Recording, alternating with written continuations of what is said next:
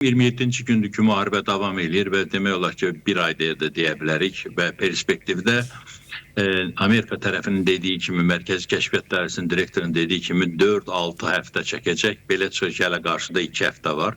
Amma bilmək olmaz bu məsələlər necədir. Çünki siz dediyiniz kimi, indiki situasiyada bir pat vəziyyət də yaranıbdır. Açığı deyək ki, bu nə ilə əlaqədardır? Bilirsiniz ki, 48 saatlıq əvvəlcə Amerika Birləşmiş Ştatlarının prezidenti vaxt vermişdi. O 48 saatın tamamına bir neçə saat qalmış. Trump çıxış elədi, dedi ki, mən 5 günlük belə deyək ki, vaxt verirəm ki, onların enerji infrastrukturu vurulmayacaqdır və 15 mövzu deyək də, 15 maddədən ibarət bir sülh planı irəli sürdü. Təbii ki, və orada əsas məsələlərdən biri də nə idi ki, İranla danışıqlar aparılır. İlk növbədə İran məsələləri bildiyiniz kimi yalanladı, dedi ki, biz heç kəslə danışıq aparmırıq. Burada nələr ola bilər? Yəni ki, Trump'ın bu belə deyək ki, çıxışında birincisi zaman qazanmaq məsələsi var. Çünki məlum oldu ki, bölgədəki qüvvələri daha da gücləndirmək üçün Amerika Birləşmiş Ştatları daha 2000 belə deyək ki, əskərin gəlirilməsini, xüsusilə 82-ci desant diviziyasının, hava desant diviziyasının gətirilməsi üçün bir vaxt qazanır. Burada eyni zamanda İran siyasi sistemində bir parçalanma xəttini götürür. Çünki İranda hər kəs bir fikirləşir ki, görəsən kiminlə danışır. Xarici İşlər Nazirliyi imtina edir, Sepah demək olar ki, imtina edir. Heç kəs demir ki, kimlənsə danışıqlar gedir, amma belə bir prosesi aparırlar. Eyni zamanda burada Trump bir şeyə də nail olmaq istəyir ki, yəni 5 gündən sonra biz bir faktiki bilirik ki, sabahları bu 5 gün tamam olur və şənbə günü artıq nələr olacağını bilmək olmaz. Daha doğrusu müəyyən bir fikirlər irəli sürə bilərik. Faktiki olaraq Amerika Birləşmiş Ştatları indiki səviyyədə İrana əvvəlki kimi raket zərbələri ilə artıq kifayətlənmir. Çünki raket zərbələri ilə müəyyən hədəflər vursalar da, müəyyən dəyəndə 7000-dən çox hədəf vurulsa da, faktiki olaraq İranın əlində olan açar təsir vasitələri, Hörmüz körfəzi və faktiki əldədir və bu Hörmüz körfəzi vasitəsilə demək olar ki, dünya iqtisadiyyatında kifayət dərəcədə bir böhran yaradıbdır. Bəs Amerika Birləşmiş Ştatları indiki halda nə edə bilər? Qoşunun gətirilməsi ilə bağlı bir anlığa fikir yarana bilər ki, Hark adasını işğal edə bilərmi? Mən istəyirəm tamaşaçılar da bilsin, Hark adasını işğal etmək elə də asan məsələ deyil. Çünki cəmi İran sərhədləri, sahil sərhədindən 57 kilometr aralı olan, amma Amerika Birləşmiş Ştatları üçün hətta körfəz ölkələri tərəfindən hücum ediləsi olsa çox böyük bir itkilərlə məruz qala bilər və belə bir itkilərlə məruz qalmaq Trump üçün də Amerika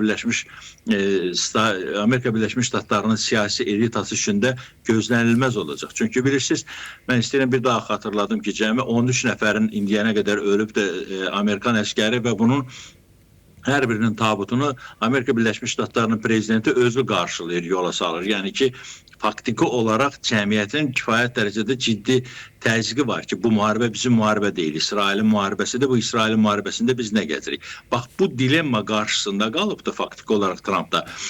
Ola bilsin ki, birisi gün Züleyxa xanım, ola bilsin ki, Trump qələbə elan edib, yəni mən o qələbəni açıq deyim, dırnaqarası qələbə sayıram. İndiki psixoloji vəziyyət daha çox İranın tərəfindədir. Yəni ki, İran zərbələrə məruz qalıb, dağıntılara məruz qalıb, amma siyasi sistem dəyişməyib. Çünki Trump ilk növbədə fikirləşirdi ki, siyasi sistem dəyişə bilər. Siyasi sistem dəyişməyib. Hərbi obyektlər nə qədər vurulsa da, həmən hərbi obyektlərin bəzilərindən faktiki olaraq İsrail və körfəz ölkələri hər gün dayanmadan raket hücumuna məruz qalır. Deməli, hələ bütün potensial ləğv olunmayıbdır. Yəni, faktiki olaraq İran bu günləri dözümlülük nümayiş etdirir və gözlənilmədən, açıq deyək ki, heç Amerika üçün də gözlənilmədən belə bir dözümlülük göstərir. İndiki psixoloji dövrəmdə İran daha çox qələbəyə termininə yaxındır, nəinki Amerika Birləşmiş Ştatları. Amma Amerika Birləşmiş Ştatları elə bilir ki, hələ də danışıqlar gedəcəkdir və bu danışıqların da kim tərəfindən aparılmasına İran bəri başdan artıq etirazlar eləyibdir. Yəni, Uyutkovu da, Kuşneri də qəbul etmək istəmirlər. Nisbətən J.D. Vance, vitse-prezidenti və dövlət katibi Marco Rubio'nu gözləyirlər. Amma bu gözlənti o baş tutacaqmı? Biz bilirik ki, həftənin sonuna mümkündür ki, Pakistanda görüş keçirilsin və Feldmarşal Asim, Pakistanlı Feldmarşalının belədəki bu müəyyən cəhdləri var. Amma ola bilsin ki də həftə sonu yox, 9 apreldə də tamamilə mümkündür ki, bu danışıqlar aparılsın. Amma yenə deyirəm, burada bir dalana dirənmək söhbəti var. Ona görə ki, İran o 15 maddəlik sülh təşəbbüsünü qəbul etmir, özünün tələblərini irəli sürür. Züleyxa xanım, mən istəyirəm deyim ki, 15 maddəlik sülh təşəbbüsündə hər dəfə də deyirlər ki, maksimalistə belə də İranın qəbul etməyə biləcək tərəflərdir. Amma gəlin açıq deyək, onun 6-sı təkcə, o 6 maddə nə ilə əlaqədardır? Uranın zənginləşməsi məsələsi və atom bombasının istehsal olunmaması. 6 maddə bununla ibarətdir. İran da əvvəllər deyildi ki, mən atom bombası istehsal etməyəcəm. Deməli, burada bir yaxınlaşma məsələsi var. 7-ci isə yenə də nüvə ilə bağlıdır. Amerika irəli sürür ki, bu şəhərdə atom elektrik stansiyasını qurmağa biz kömək eləyə bilərik sizə. Yerdə qalan 8 maddədə biz bilirik ki, proksi qüvvələrin maliyyələşdirilməsi, yəni ki, biz bilirik o proksi qüvvələr Hizbullahdır, Həşd-i Şabidir, Hamasdır, Yəməndə Husitilərdir. Bundan inkar olsun. Çünki bilirsiniz, bunlar hər dəfə İsrail üçün, yeri gələndə ümumiyyətlə bölgə üçün kifayət dərəcədə gərginlik yaradıblar. Və İran da bura çox böyük pullar xərcləyib, indiyənə qədər də. Burada normal bir dövlət üçün artıq bunlardan imtina etmək normal bir hadisədir. Balistik raketlər məsələsini İran deyir ki, Amerika deyir ki, sonra da müzakirə edə bilər. Yəni ki, uzaq məsafəyə olan balistik raketlərdə bir qısıtlama deyirlər, onu həll etsin. Yerdə qalan məsələlər İran üçün çox rahatdır. Yəni ki, gəlin açıq deyək, İran bütün 47 illik sanksiyanı ortadan qaldırılır. Amerika deyir ki, bütün sanksiyalar ortadan qaldırılır. Bütün sanksiyalar ortadan qalsa İranın sərvətləri potensial imkan verir ki, İran daha normal bir şəraitdə yaşasın. Təəssüf ki, İran bunu da qəbul etmir. Amma yenə deyirəm, burada İran üçün zərərli ola biləcək bir şey yoxdur. Sadəcə olaraq burada elə bir görkəm yaranır ki, Amerika qalibdir, İran bunu qəbul etdi, yox. Yəni İran bunu qəbul etmir. Əksinə İranın irəli sürdüyü tərəflər isə Amerikanın qəbul etməsi mümkün deyil. Yəni bilirsiniz necədir? Təzminat istəyir.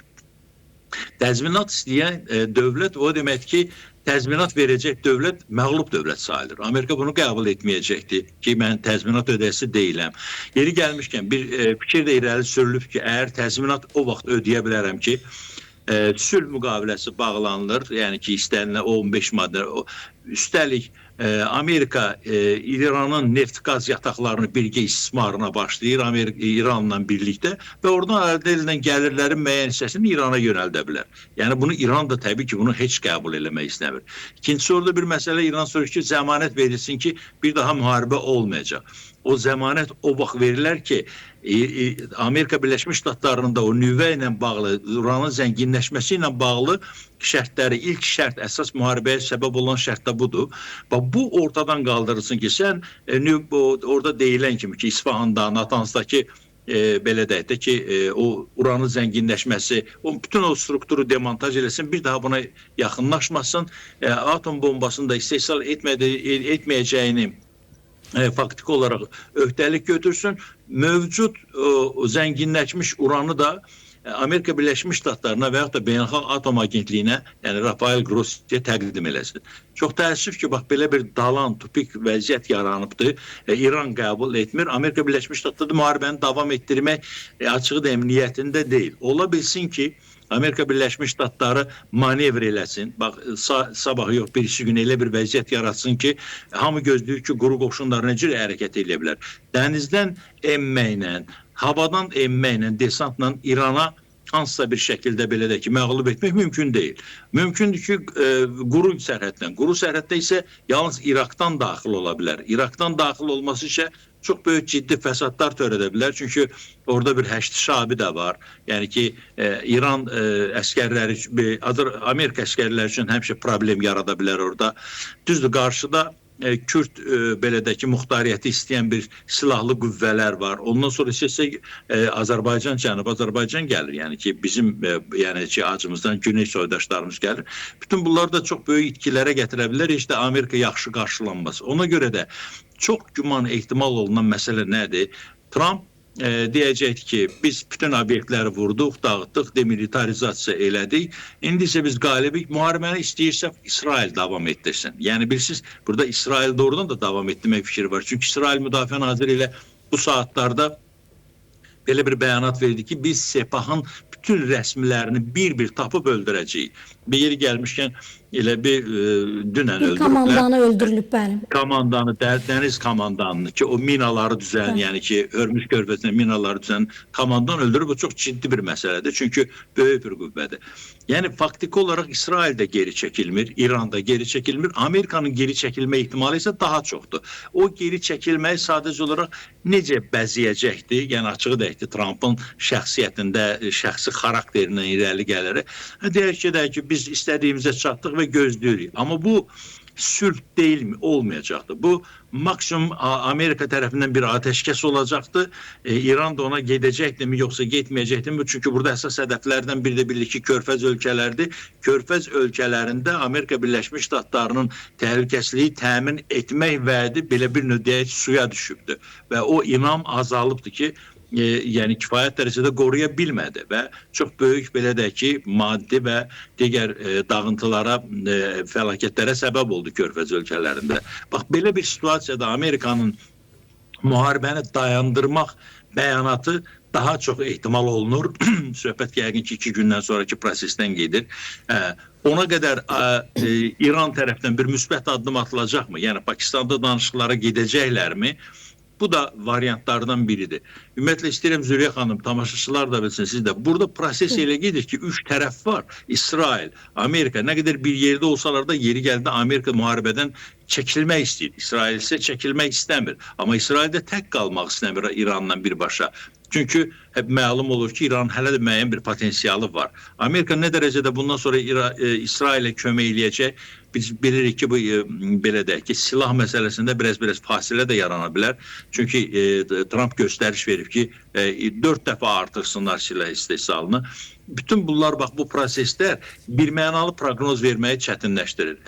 Mən hesab edirəm ki, yəqin ki, 2 gündən sonra hər kəs üçün aydın olacaqdır ki, nətərdir. Hər halda bölgədə müharibənin dayanması təbii ki, bir Azərbaycan Respublikası olaraq bizim üçün də çox istərdik ki, bölgədə müharibə dayansın.